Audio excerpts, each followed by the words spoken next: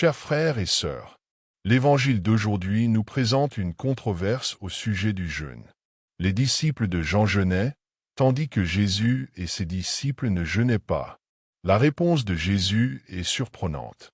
Il pourrait donner de nombreuses explications, mais il choisit de révéler quelque chose de bien plus profond. Il s'identifie comme l'époux.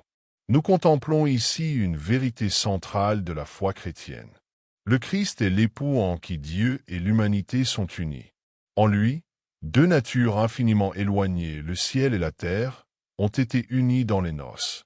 Plus encore, Jésus n'est pas seulement l'époux, il est le mariage lui-même. C'est lui qui unit, dans sa propre personne, Dieu et l'homme. Et nous sommes appelés à participer à ces noces du Christ. Mais comment cela se réalise-t-il? Par l'Eucharistie.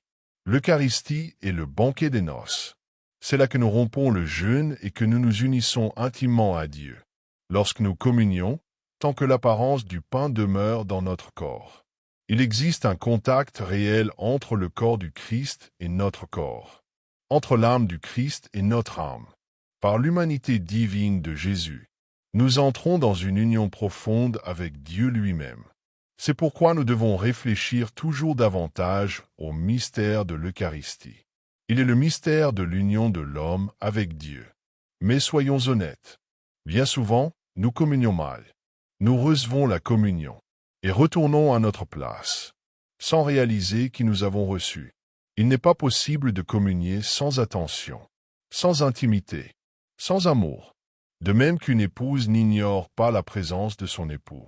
Nous ne pouvons pas non plus ignorer celui qui est uni à notre âme.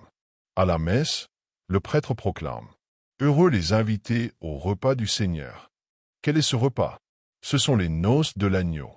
C'est le mariage. C'est la fête où le Christ s'unit à nous et où nous nous unissons au Christ. C'est pourquoi, après la communion, demeure dans l'Église. Reste avec lui. Consacre du temps à l'époux, tant que les espèces eucharistiques demeurent. Jésus est là, présent sacramentellement.